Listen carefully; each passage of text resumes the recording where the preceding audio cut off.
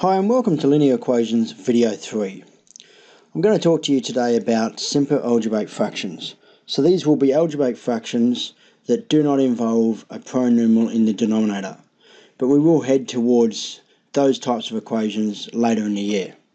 For now though, I want to go through some basic things. So you'll see here that I've identified that in this video we'll be talking about what a simple algebraic fraction is, and we'll be able to solve problems involving simple algebraic fractions. So let's just build our understanding through examples. Example 1. In this case we're going to look at just simplifying a fraction that involves algebra. So this is 8a squared b over 4a. Now I want to make it really clear here that the working I'm about to do is not necessary, but will help build your understanding, so you may wish to do this initially. 8a squared b can be written as 8 times a times a times b. And in the denominator, this 4a can be written as 4 times a. And now we can do a really clear simplification.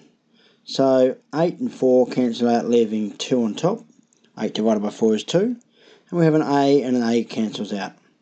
And the remainder, of course, is 2ab.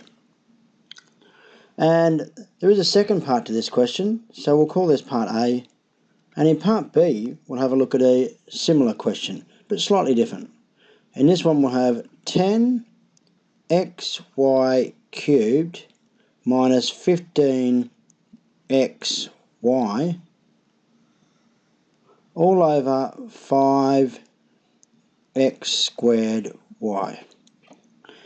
Now I can do the same thing again, but it's really important here that you understand that we can't just simply cross-simplify single terms. So I couldn't just cross out the y and the y here.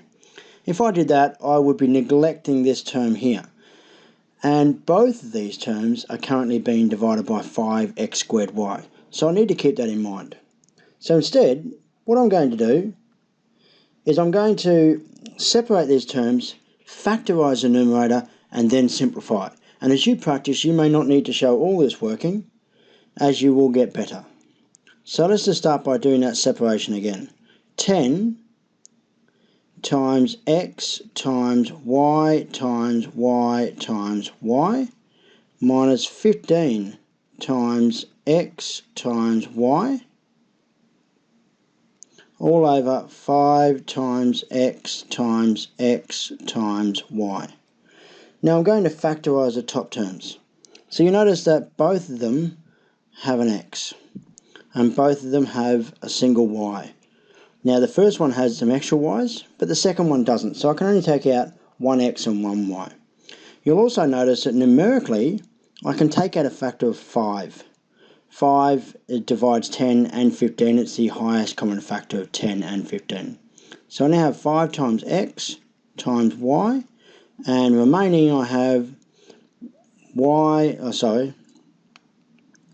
I have 2 times y. That 2 is the residual from the 5 being taken out of that 10 factor, times another y, minus 3 times, and in this case it's actually multiplied by nothing because the x and y have been removed. And this of course still has the same denominator, x times y. And now I can cancel out my factors. So this 5 can be cancelled out with that 5, as I've taken this top 5 away from both of my terms on top. X can be cancelled with the x, the y can be cancelled with the y. Notice I do have an x remaining which I cannot cancel out with anything, so my simplified fraction is 2y squared minus 3 over x. Now that can be done a lot simpler. Practice and you will learn how to do that.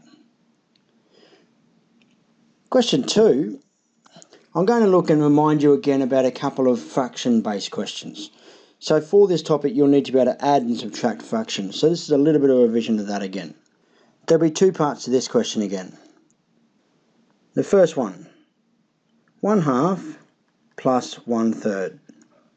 So you might recall that adding fractions together is not too tricky, but you do need to do a little bit of work with the denominators because the denominators need to be the same. So in this case, I'm looking for the lowest common multiple. And you might need to go back and remind yourself on work to do with the lowest common multiple. I know in this case the lowest common multiple of 2 and 3 is 6. So I have two fractions over 6. Now I know that 1/2 is equivalent to 3 over 6, and 1/3 is equivalent to 2 over 6. And you'll notice that I've multiplied the 2 by 3 and the 3 by 2, so I've also done the same thing to the top. And that will help you picture this. And then of course that is equal to 5/6. My second question is an example around the fraction that looks like this. 1 2/7 minus 3 over 4. Now this one, the purpose here is to remind you about mixed fractions and top-heavy fractions, and also show you a subtraction example. So we need to write this mixed fraction at the start as a top-heavy fraction. And that 1 is equivalent to 7 over 7, so it becomes 9 over 7, the 7 and the 2. Minus 3 over 4. So now I'm looking for that common denominator again. The lowest common denominator that I can find, or the lowest common multiple of 7 and 4, is of course 28. So I'll write this down as over 28 minus over 28. And what is equivalent to 9/7 as a number over 28?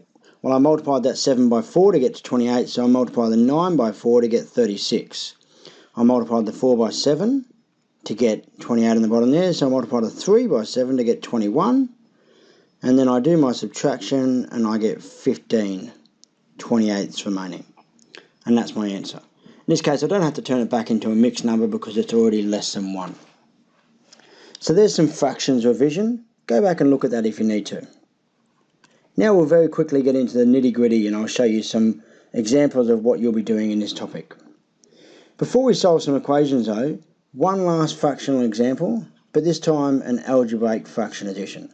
And I did promise that there would be no algebra in the denominators, but as this is not an equation, I think it's alright.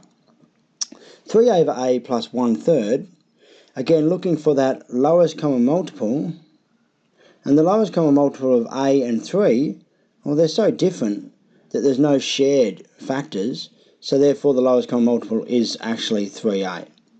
So we have to multiply the first one by 3 on the top and 3 on the bottom, and the second one by a on the top and a on the bottom to get that common denominator. So this is now equal to 9 over 3a plus a over 3a, which of course simplifies down to 9 plus a over 3a. I hope that's making sense. Question 4. Question 4 will have 3 parts, and they'll be the examples that relate to the work we're doing right now. So the 3 parts are, question 1, 2 plus 8 plus x over 3 equals 6. Now the 3 questions will be a little bit different, and I'll probably do them in different ways. But you can actually do these different methods to each of the other questions and solve all the questions in a whole range of different ways. So for this one, because there's only one fraction, the easiest way I think is to just remove the fraction by multiplying by the divisor, which in this case is 3. Remember, you need to multiply each term by the divisor. And when you multiply the first term by the divisor, it just cancels out with the 3 on the bottom. And then the rest of them have reasonably simple answers in this question. So I get 6 plus 8 plus x equals 18. Now you'll notice here that I put a bracket there. And you might be thinking, a bracket? Why do we need a bracket? Now in this case we don't really need a bracket. But if on the other hand it ended up being 6 minus some fraction, then it would be really important for me to put a bracket, because I have to remember to subtract everything inside there, not just the first term. So put a bracket. When you remove denominators, put a bracket there, and then simplify the bracket in the next step to make sure you don't get it wrong. So the next step will be 6 plus 8 is 14, plus x equals 18, and of course x is therefore equal to 4, as I've subtracted 14 from both sides. That's the first part. The second example has more than one fraction. So the second example is 2 plus x over 4 equals x over 3. Now, in this case, unless you subtract one fraction or the other fraction from either side, you basically don't have two fractions to add or subtract. So we're going to have to revert back to that multiplying.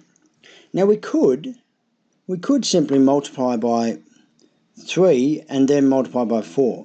That would remove the 3 and then the 4. But I actually prefer here to start thinking about these lower common multiples.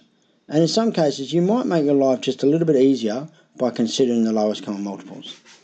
Now 4 and 3, the lowest common multiple of 4 and 3 is actually 12, which means we'll be doing the same thing as we would have done by multiplying by those two anyway. So I'm going to multiply 3 by 12 in both cases, and that will give me, of course, 12, 2 plus x over 4 equals 12x over 3. And now I can simplify. 12 and the 4 leave me just 3 on the top, and 12 and the 3 leave me a 4 on the top, which gives me 3, 2 plus x equals 4x. And when I expand the brackets, I get 6 plus 3x equals 4x.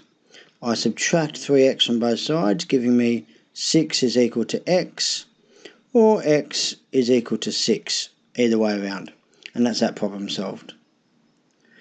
And of course, last but not least, 1, 2, 3, question 3, or part 3 of question 4. So, this one is going to look a bit like this. X over 5 minus x plus 2 over 3 is equal to negative 2. Now again, you could multiply through by the lowest common multiple, which in this case is equal to 15. And that would eradicate the 5 and the 3 in one go. But I'm going to do this by combining these two algebraic fractions, so I have one denominator. And what you will notice is that one denominator is again the lowest common multiple, so it will be 15. So I'm going to change this to be 3x over 15, multiply the top and the bottom by 3, minus 5x plus 2 over 15 equals negative 2. And then I'm going to combine this together. 3x minus 5x plus 2 all over 15 equals negative 2. And I'm going to expand the top. 3x minus 5x minus 10. Notice in my expansion I've got minus 5 times x, and minus 5 times 2 gives me negative 10 over 15 equals negative 2, and simplify, giving me negative 2x minus 10 over 15 equals negative 2. Then I'm going to multiply both sides by 15 to remove that denominator. Negative 2x minus 10 equals negative 30. And I'm going to add 10 to both sides to remove that minus 10. So I've got negative 2x equals negative 20. And then I'm going to divide by negative 2, giving me x is equal to 10.